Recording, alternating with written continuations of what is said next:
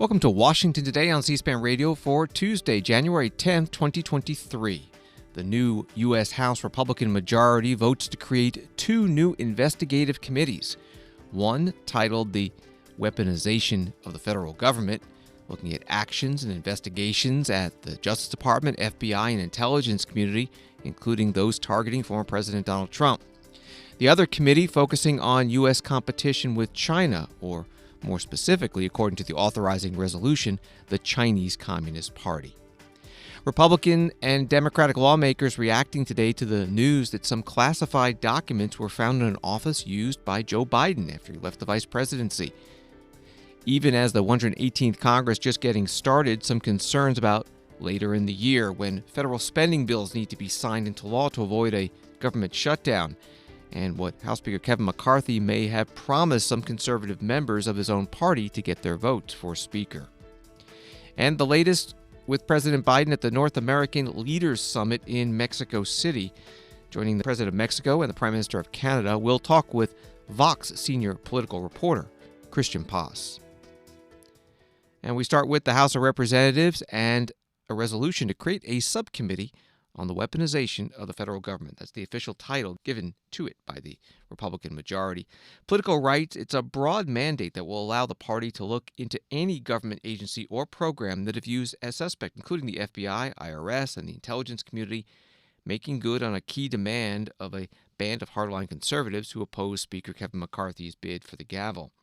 There's also this from an NBC News article saying the subcommittee could serve as a one-stop shop for investigating perceived wrongdoing by the federal government against conservatives, including former President Donald Trump. The subcommittee would be under the Judiciary Committee, and the full committee chair is Jim Jordan, Republican from Ohio. He's also expected to chair this subcommittee. Jim Jordan spoke on the House floor today during the debate. He followed a Democrat who called the new subcommittee a ploy. It's not a ploy when the Department of Justice treats parents as terrorists, moms and dads who are simply showing up at a school board meeting to advocate for their son or daughter. It's not a ploy when the FBI pays Twitter $3 million, not one, not two, $3 million to censor American citizens.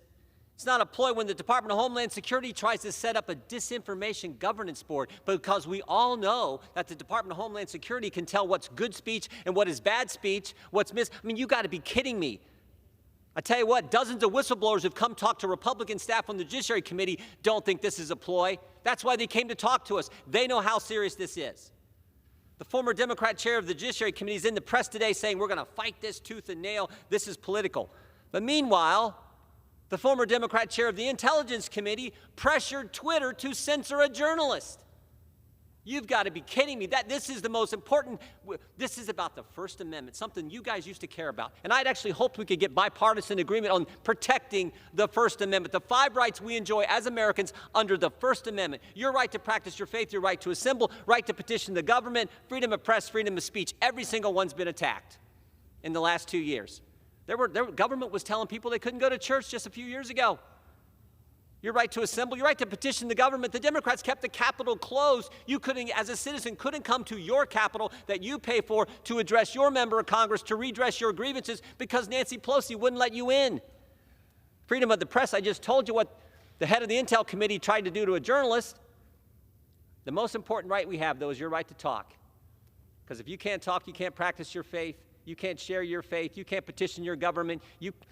The right to speak is the most important, and that's what they're going after. And that's why we've had dozens of whistleblowers come talk to us. We want to focus on that because we want it all to stop. We want the double standard to stop.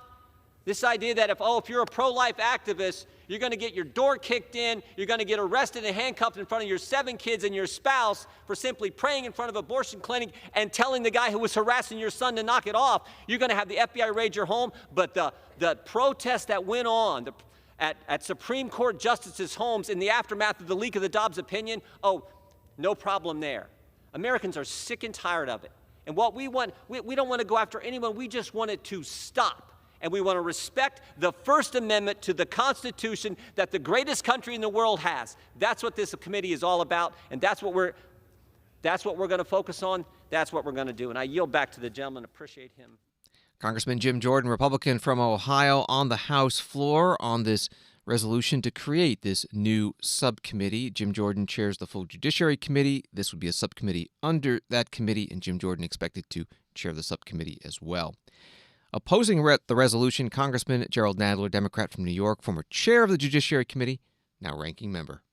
Mr. Speaker, I rise in strong opposition to this resolution, which appears designed to launch a dangerous and unprecedented attack on our law enforcement agencies.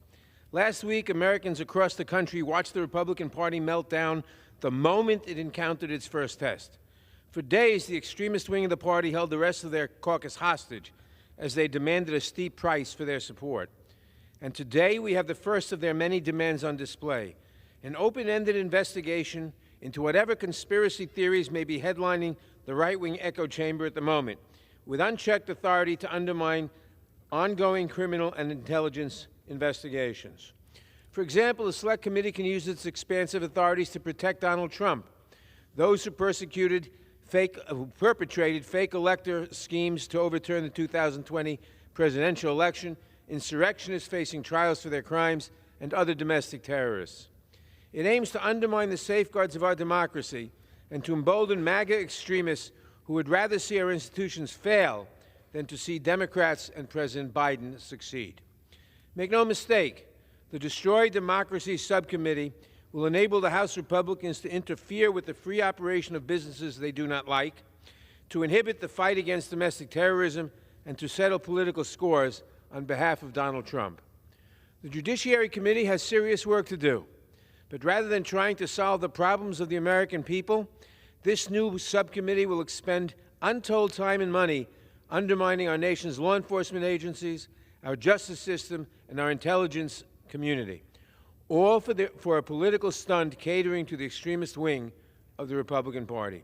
I oppose this resolution, and I encourage my colleagues to do the same, and I yield back the balance of my time. Congressman Gerald Nadler, Democrat from New York, on the House floor. The House went on to pass this resolution, creating this new subcommittee by a vote of 221 to 211. It was party line, Republicans voting yes, all Democrats voting no. One of the investigations being done by the Justice Department that concerns former President Donald Trump is the handling of classified documents found at his home in Mar-a-Lago, Florida, documents that were recovered by the FBI after a standoff over a subpoena for them. Now lawmakers on Capitol Hill reacting to the news this week that some classified documents were discovered at a private office used by Joe Biden when he left being vice president and became an honorary professor at the University of Pennsylvania. Joe Biden's personal attorneys finding the documents in November when packing up files, notifying the White House counsel and notifying the National Archives and Records Administration to turn those documents over. Justice Department has named a U.S. attorney in Chicago to review this matter. Congresswoman Marjorie Taylor Greene, Republican from Georgia, asked about it this morning outside the regular Tuesday private meeting of House Republicans on Capitol Hill. Congresswoman, do you have a message about the documents found at the Penn Biden Center? Yeah, this is a very serious situation. Vice presidents cannot declassify documents, and the fact that Joe Biden is in possession of classified documents when he was vice president signals that we need to have a serious investigation into this. And there's a true two-tiered justice system stemming from Merrick Garland's Department of Justice and the way that President Trump has been treated, who is allowed to classify and declassify documents. Presidents can do that, versus the Democrats and Joe Biden and how he's being treated. I'll echo again, impeach Biden, and that's what we need to do. And what do you make of the timing of this? The documents were found in early November. Do you think? Yeah, it's a bunch of BS. Thank you, Congresswoman.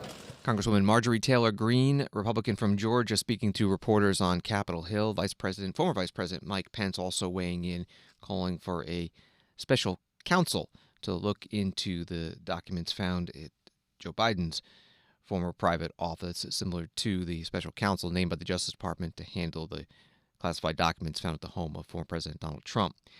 Congressman Pete Aguilar, Democrat from California, is the House Democratic Caucus chair and a former member of the now defunct House Select Committee to investigate the January 6th attack on the U.S. Capitol. Congressman Aguilar asked at a House Democratic Leadership News Conference about those classified materials found at the office used by Joe Biden. Chairman Aguilar, Adrian Diaz with CBS News. Should the discovery of President Biden's classified documents been disclosed before the midterms? Well, let's step back and talk about this for a minute because, and I appreciate the question, this is Republican hypocrisy at its finest. When the former president had 320 documents found at his personal residence, they said that, quote, that will not be a priority. What President Biden did was disclose this to the archives, let law enforcement know. That is exactly the way that you should handle this. So we're going to support the fact that the president is following this established protocol, that he did the right thing, and see what other and see where we go from here. But we're not interested. Republicans aren't interested in having meaningful oversight. They're just interested in opposing this president. What do you say to? I'm so sorry.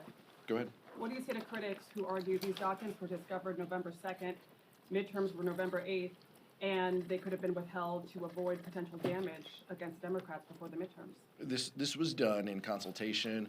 You saw Merrick Garland have a U.S. attorney weigh in at this point. This is being done the exact way, getting the archives involved. Someone who was on the January 6th committee, there is a process to handling documents. The president is handling it the way he should. That's what's important. Go ahead. To follow up on that, though, I mean, in April we knew about well, in August we knew about the search warrant executed at Mar-a-Lago. Isn't that sort of a time when everybody goes, let's just make sure we don't have any of our own? Isn't this a little bit sloppy to not have this go through things on the Democrat side to make sure that when they're saying this is terrible, he has documents, let's also make sure that we don't have any documents? I don't think that's a question for me. That might be a question directed down the street. But what I'll tell you is this is being done. This is being handled the way he should. This is not about August. This is about today. Where we are at. The president is handling this the way that he should. He's disclosing it. He's letting the archives know. Law enforcement is aware. We're handling this with the seriousness at which it deserves, but we're not downplaying this, which is exactly what House Republicans have done. Congressman Pete Aguilar, Democrat from California, the House Democratic Caucus chair, formerly on the House January 6th committee, at a news conference today. Associated Press, writing, the top Republican on the House Intelligence Committee has requested that the U.S. intelligence community conduct a damage assessment of potentially classified documents found in the Washington office space of President Joe Biden's former institute. Congressman Mike Turner sent the request Tuesday to the Director of National Intelligence, Avril Haines, saying that Joe Biden's retention of the documents put him in, quote, potential violation of laws protecting national security, including the Espionage Act and Presidential Records Act. This is Washington Today. A story from The Hill. The senior Democrat on the powerful House Appropriations Committee is warning that government shutdowns are all but inevitable if the newly empowered Republicans insist on dropping federal funding back to 2022 levels, as some conservatives have demanded. Congresswoman Rosa DeLauro, Democrat from Connecticut, said, I think this notion that you can deal with 2022 levels that appears to have been part of this secret deal, you then may be looking at guaranteeing a shutdown. The Hill article goes on, the secret deal was a reference to the concessions made by Speaker Kevin McCarthy, Republican from California, to his conservative detractors in order to win their support for his speakership bid, a process that handed him the gavel in the early hours of Saturday morning on the 15th ballot. Well, Congresswoman DeLauro was part of today's House Democratic Leadership News Conference. Caitlin with Politico. How do you plan to appropriate around this handshake agreement to set spending levels at fiscal 2022 levels? I mean, presumably, at the very least, we'll need a CR, which would maybe be at fiscal 23 levels. So how do you, plan to actually get this, fund the government, get this done, avoid, a terrible shutdown and work around what McCarthy's promised conservatives? Well, I think that my point is that you cannot pass appropriations bills without them being both bipartisan and bicameral. So the president will not sign.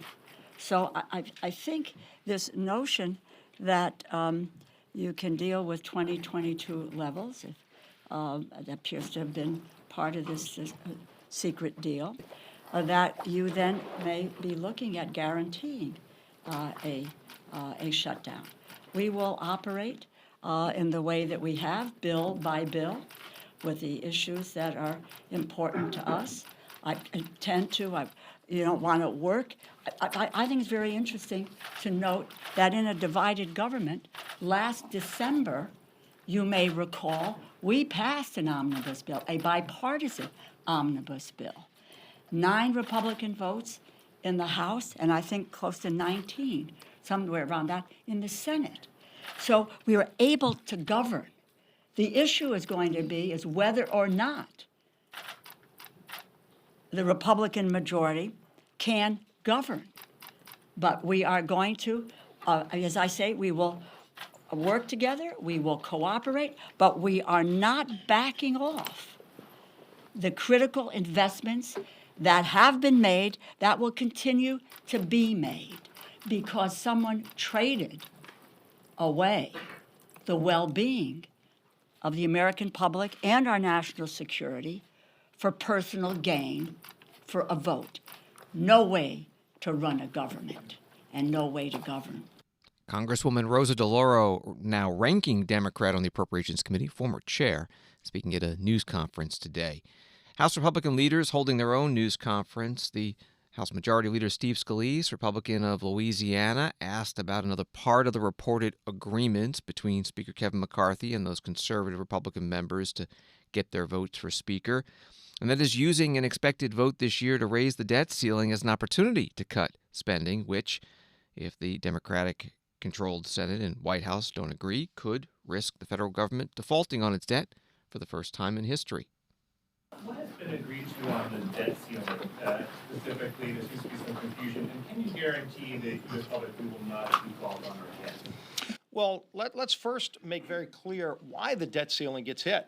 And I think this is an important education process to have now and an important conversation to have now, because we haven't hit the debt ceiling yet. But America, over time, occasionally hits the debt ceiling because it's like a credit card limit. And families back home if they have credit cards, they have a limit on that credit card.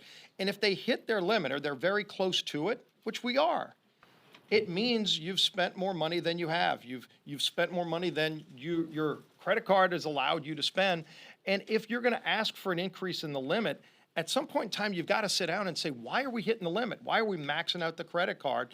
Because this is the nation's credit card. And frankly, it's not us, but next generations that are going to have to pay this. Debt is not something that's just innocuous. It's going to ultimately have to be paid by somebody, and that's future generations. And so if the country is spending more money than we have, and it's trillions of dollars, by the way, and Joe Biden, you saw, trillions and trillions of dollars in bills to rack up debt that ultimately somebody's going to have to pay. There is no free lunch. And so if we're about to max out the credit card, then before we hit that limit, shouldn't we have an honest conversation about how to start living within our means, how to make sure we're not spending money that we don't have before that comes up? And when that comes up, at the same time you're dealing with the debt limit, you ought to also put in mechanisms in place so that you don't keep maxing it out. Because if the limit gets raised, you don't go to the store the next day and just max it out again.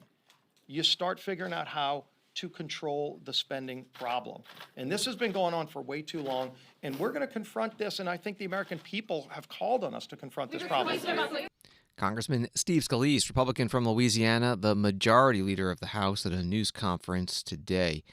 The Senate Appropriations Committee Chair, Patty Murray, Democrat from Washington State, and the ranking Republican on the committee, Senator Susan Collins of Maine, putting out a joint statement pledging to work together on government funding this year. They write, "We take our responsibility to govern seriously and look forward to working in a bipartisan way here in the Senate to find common ground and move our country forward. There are so many pressing challenges our nation faces right now, both here at home and abroad, and it is our responsibility as members of Congress to do the hard work, to listen to one another, find common ground, and then reach sensible solutions that can help the American people." This story from Fox News: Republicans in the House of Representatives will vote on a bill that would abolish the Internal Revenue Service, eliminate the national income tax, and replace it with a national consumption tax. Fox News Digital has learned that the House will be voting on Georgia Republican Congressman Buddy Carter's reintroduced Fair Tax Act. that aims to reel in the IRS and remove the national income tax as well as other taxes and replace them with a single consumption tax. The Fox story goes on, the vote on the bill was made as part of the deal between House Speaker Kevin McCarthy and members of the House Freedom Caucus and was pushed forward in his quest for the gavel. Wall Street today, the Dow up 186, NASDAQ up 106 points, S&P up 27. The Federal Reserve Chair Jerome Powell emphasizing today the importance of the Fed's power of independence to act in sometimes unpopular ways to, for instance, bring down high inflation to keep the economy healthy. But Chair Powell also saying that the Federal Reserve should not abuse that power of independence by venturing into other areas best left to elected officials accountable to voters, such as promoting a green economy. It is essential that we stick to our statutory goals and authorities and that we resist the temptation to broaden our scope to address other important social issues of the day. Taking on new goals, however worthy, without a clear statutory mandate would undermine the case for our independence. In the area of bank regulation, as Tobias mentioned, the Fed has a degree of independence, as do the other federal bank regulators. Independence in this area helps ensure that the public can be confident that our supervisory decisions are not influenced by political considerations. And today, some analysts ask whether incorporating into bank supervision the perceived risks associated with climate change is appropriate, wise, and consistent with our existing mandates. Addressing climate change seems likely to require policies that would have significant distributional and other effects on companies, on industries, on regions, and on nations. Decisions about policies to directly address climate change should be made by the elected branches of government and thus reflect the public's will as expressed through elections. At the same time, in my view, the Fed does have a narrow but important responsibilities regarding climate-related financial risks. These responsibilities are tightly linked to our responsibilities for bank supervision. The public reasonably expects supervisors to require that banks understand and can appropriately manage their material risks, including the financial risks of climate change. But without explicit congressional legislation, it would be inappropriate for us to use our monetary policy or supervisory tools, for example, to promote a greener economy or to achieve other climate-based goals. We are not, and we will not be, a climate policy maker. Federal Reserve Chair Jerome Powell at a panel discussion in Stockholm, Sweden, with the leaders of some other central banks. The Federal Reserve has raised interest rates so far 7 times for a total of 4.25 percentage points to deal with high inflation and is expected to raise the benchmark rate again at the next meeting, February 1st. The World Bank's annual report out today warning the global economy will grow by just 1.7% this year and will come perilously close to a recession. World Bank's prediction for U.S. growth is 0.5%. This is Washington Today. Supreme Court hearing a case today involving a concrete company in Washington state that claims when its union workers, its drivers of the trucks, went on strike in 2017, they left wet concrete to harden, and the union should be responsible for the $100,000 in losses. The question to the court is whether the company, Glacier Northwest, can sue the union, International Brotherhood of Teamsters, in state court, or if such claims are prohibited by the federal law called the National Labor Relations Act. Here is some of the oral argument. Justice Sonia Sotomayor questioning company attorney Noel Francisco. When it comes to destruction of property, I always thought you needed a duty that you're breaching. If an employee goes on strike, their duty to you has ended. I can walk by your plant and the parking lot and see those trucks running. I have no obligation to tell you there's cement in there. I have no obligation to move the truck. I have no obligation to do anything.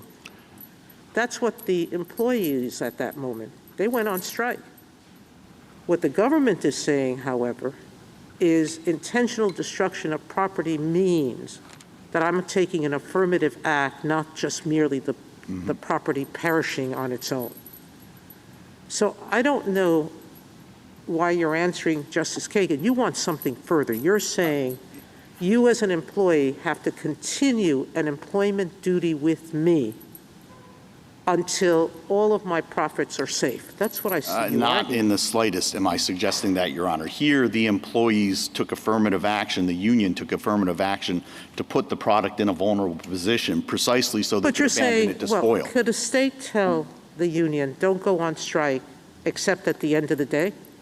No, Your Honor, what I'm saying is Well, what's the difference between that and saying, don't go on strike while the truck has cement that you can offload if you want, you can hire people to offload it, you can do what you did, and it's your property. The moment I walked out on strike, I didn't owe you a duty to protect your property from self-perishment. So it's the same principle that would prevent the ferry boat crew from driving the boat into the middle of the river and then merely going on strike. Because that's very different in that you have no opportunity to save that property. But here, that's not the case. Here, you want them to continue working. That most manifestly is the case here, Your Honor. Once the So what do we do with the was cases? What do we do with the NLRB case of the cheese people that left in the middle of the cheese processing? So the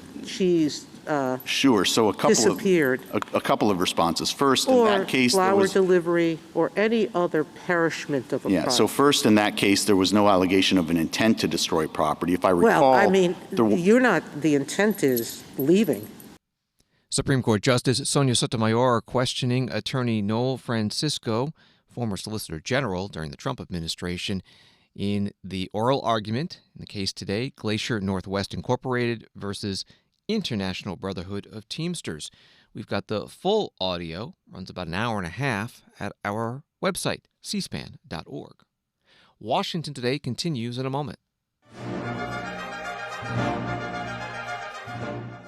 The weekly podcast is a unique offering from C-SPAN. We tape it right here in the C-SPAN studios in beautiful downtown Capitol Hill. In the town where extremes get all the attention, this isn't more extreme opinion, it's extreme history. From what's new and happening right now, relive the history you know. So listen, follow, and enjoy the C-SPAN podcast, The Weekly. Find it wherever you get podcasts.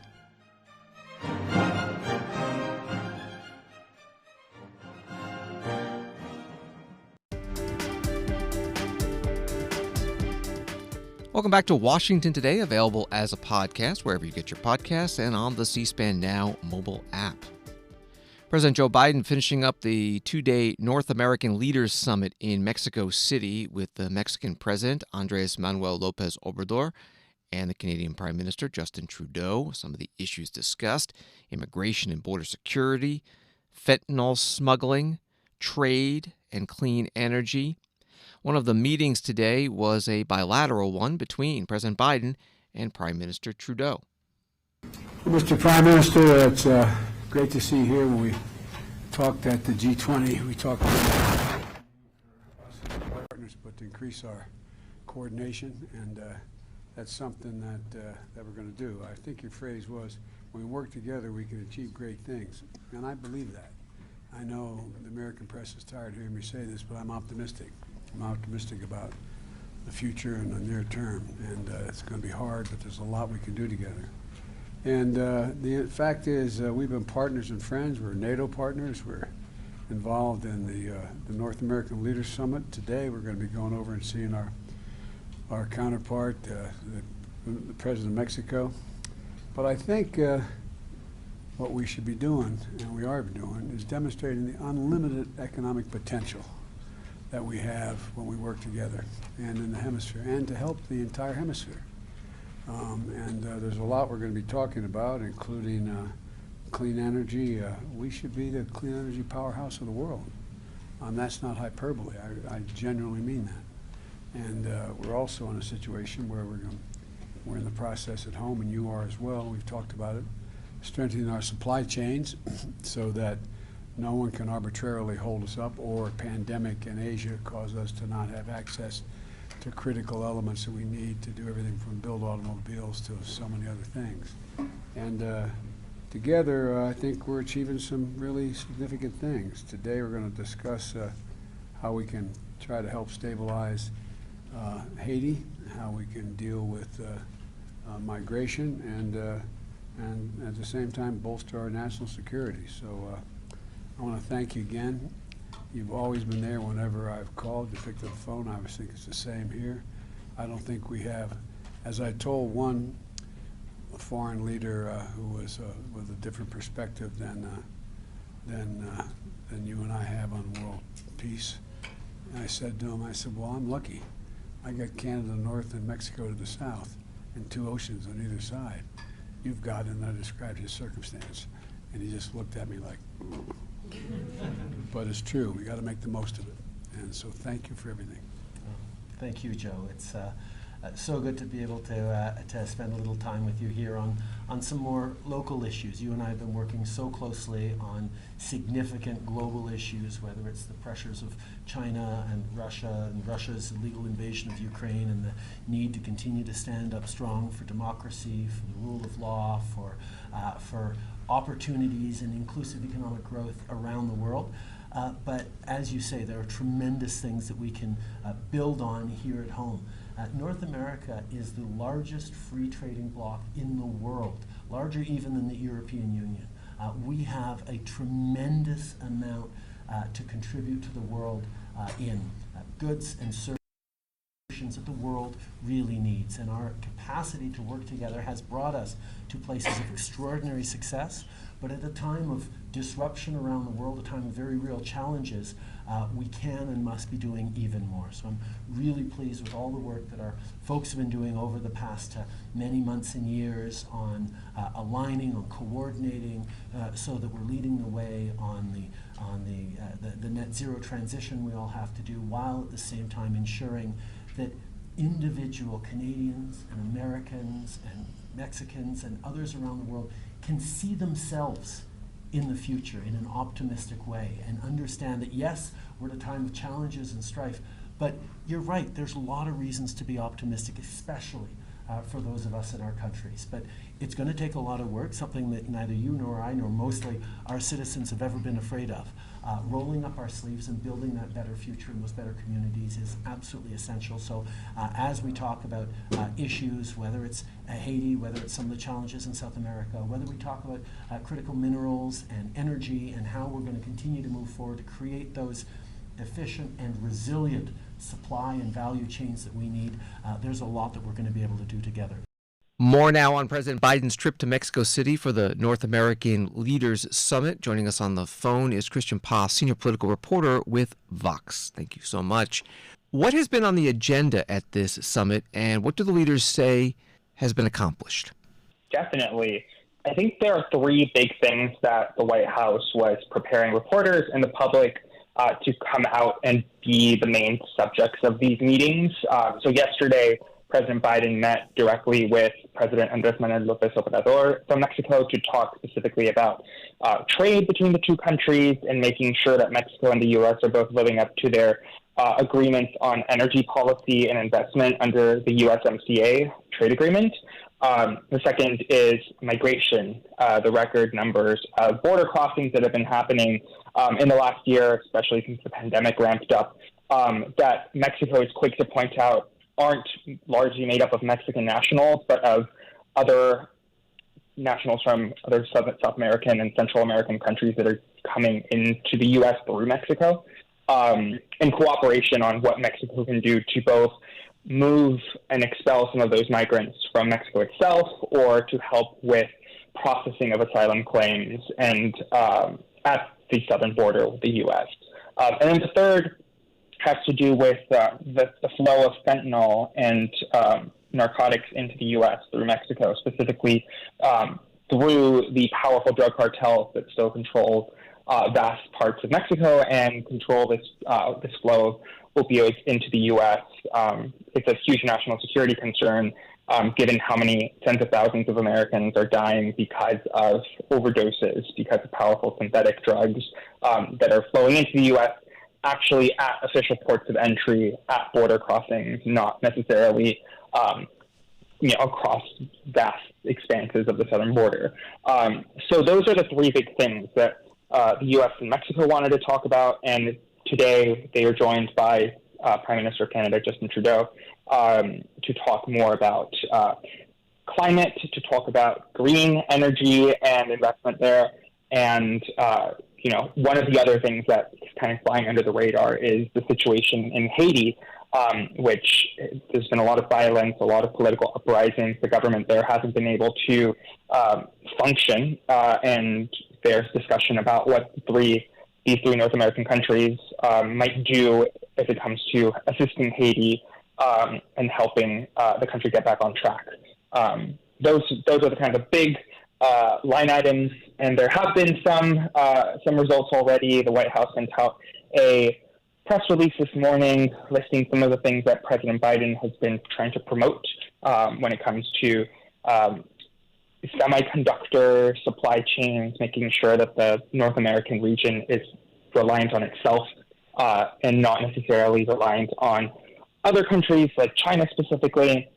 And then a little bit on investment in electric vehicles, reducing methane emissions to combat the climate crisis, and then agreements on migration and making sure that human rights are respected and balancing that with the political need, especially in the U.S., to make sure that the southern border is secure and that people aren't making that treacherous journey to enter the U.S., and making sure that those root causes, which has been something that President Biden, especially as vice president, was very, very focused on, root causes of migration are addressed, and that's economy, security, opportunities, and making sure that is, a possibility south of the border.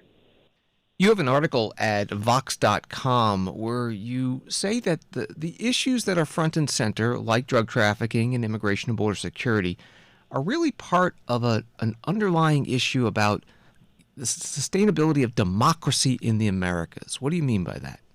Yes, definitely. So those big things that we just talked about, root causes of a lot of instability and distrust in government and distrust in institutions, can be amplified, can be worsened by populism, populist leaders, by anti-democratic tendencies, by the absence of the rule of law, and by impunity, especially in Mexico. So what I talk about in the piece is the fact that there are some issues that deal with President López Obrador, specifically in Mexico's treatment of other branches of government, of independent agencies, of journalists, of civil society, protesters, and immigrants too, that raise concerns here in the U.S., should raise concerns for anyone who cares about, about human rights, who cares about free speech, who cares about being able to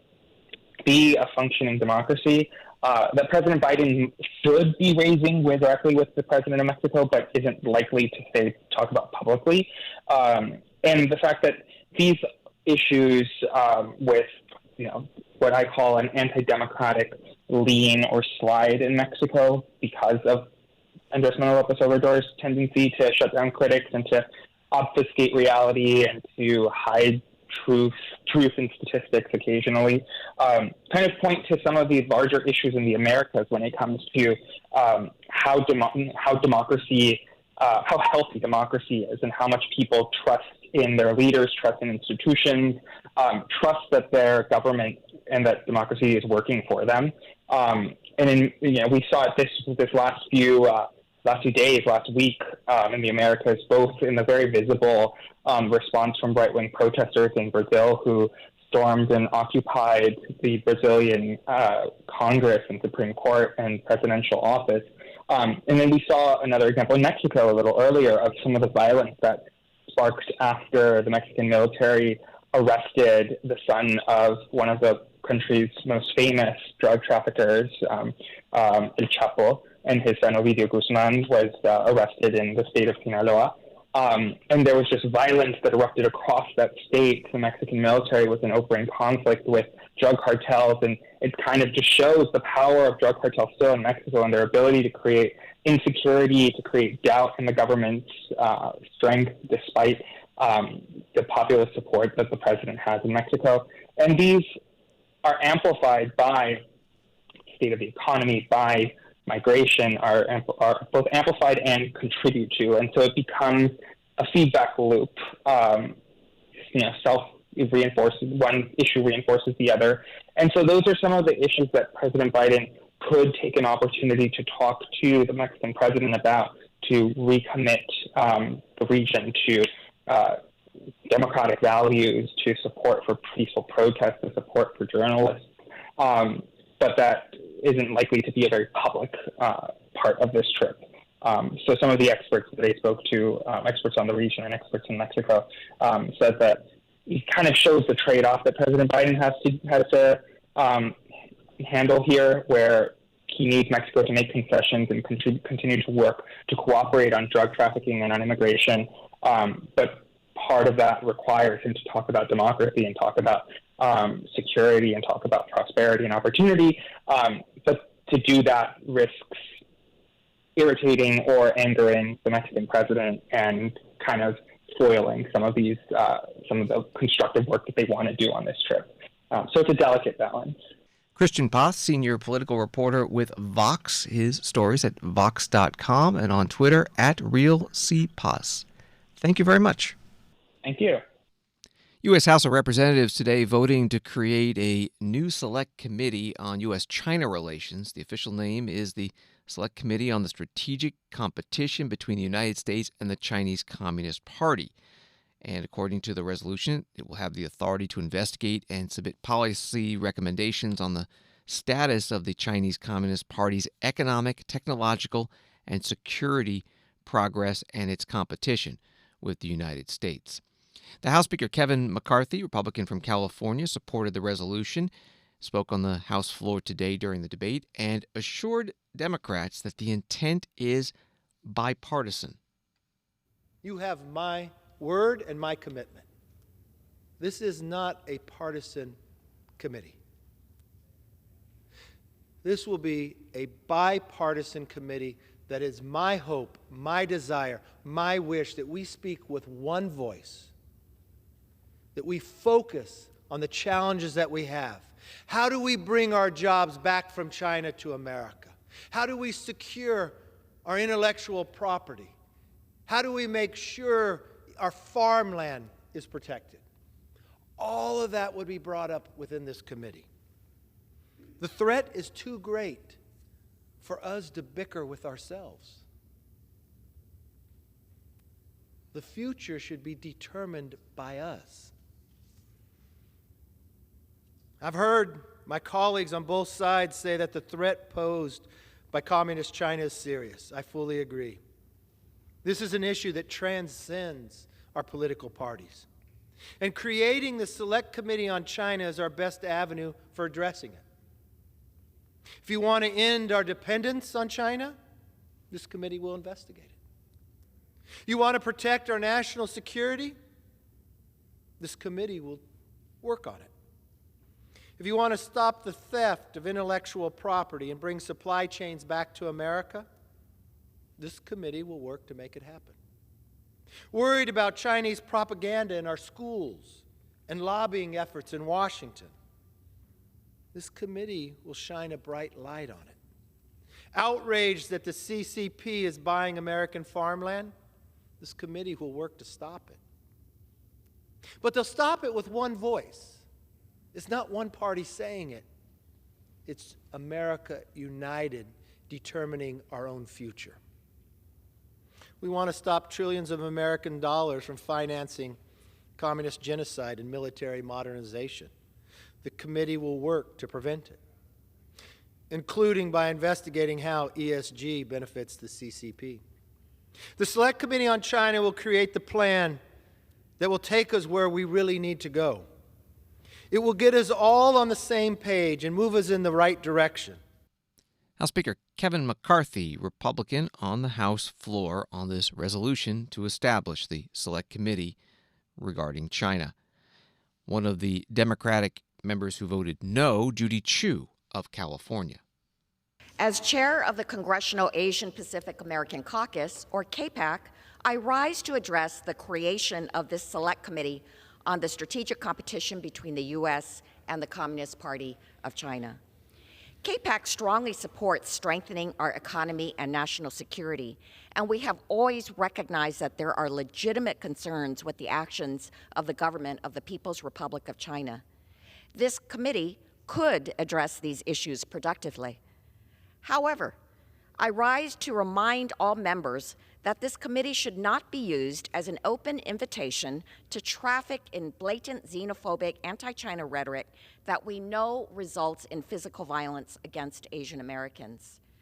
We certainly saw this with Trump's labeling of gov't as the China virus, resulting in 11,500 hate crimes against AAPIs in this country.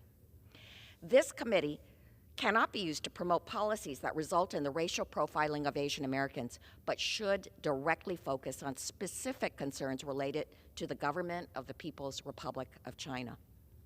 We know the danger for Asian American communities if the committee devolves into xenophobic rhetoric and scapegoating.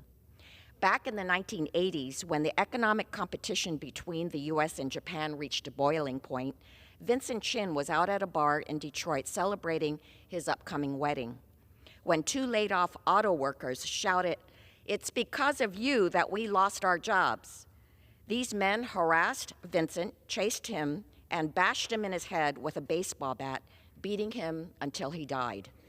Neither of them served a day in jail and only paid a $3,000 fine. Instead of attending his wedding, Vincent's family attended his funeral. This is part of our country's history. And what this shows is what we say and how we say it matters. And we know how dangerous the consequences can be if we don't get this right. Congresswoman Judy Chu, Democrat from California, on the House floor. She was one of 65 Democrats voting no on this resolution creating the Select Committee, but 146 Democrats in the House did vote yes, joining Republicans. So it passed with 365 votes to that 65. The expected chair of the Select Committee is Congressman Mike Gallagher, Republican from Wisconsin. An update on Ukraine's fight against Russia's military invasion. The Pentagon announcing today that Ukrainian soldiers will begin training on the Patriot air defense missile system as soon as next week at Fort Sill in Oklahoma. The U.S. announced it was sending Ukraine that Patriot system in late December when the Ukrainian President Volodymyr Zelensky visited Washington, D.C. and met with President Joe Biden at the White House. From the Pentagon briefing room, here's the Press Secretary Pat Ryder. I can confirm that training for Ukrainian forces on the Patriot air defense system will begin as soon as next week at Fort Sill, Oklahoma. The training will prepare approximately 90 to 100 Ukrainian soldiers to operate, maintain, and sustain the defensive system over a training course expected to last several months. And once fielded, the Patriot will contribute to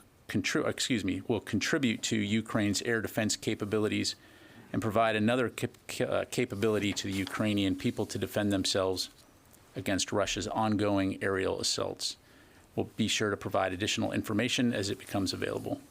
Pentagon Press Secretary and Air Force Brigadier General Pat Ryder in the Pentagon briefing room. CNN reports that Fort Sill is one of the Army's 4 basic training locations and home to the service's Field Artillery School, which has been training service members for more than a century. Also this at the CNN article, though the Patriot is broadly seen as one of the most advanced and effective air defense systems, experts caution that it is not a game changer because of its limited range and the amount of time it will take for Ukrainians to be able to utilize it. Thanks for listening to Washington Today. Sign up for C-SPAN's evening newsletter word for word to get the stories Washington is talking about sent to your inbox every day. You can subscribe at c-span.org/connect. Have a good night.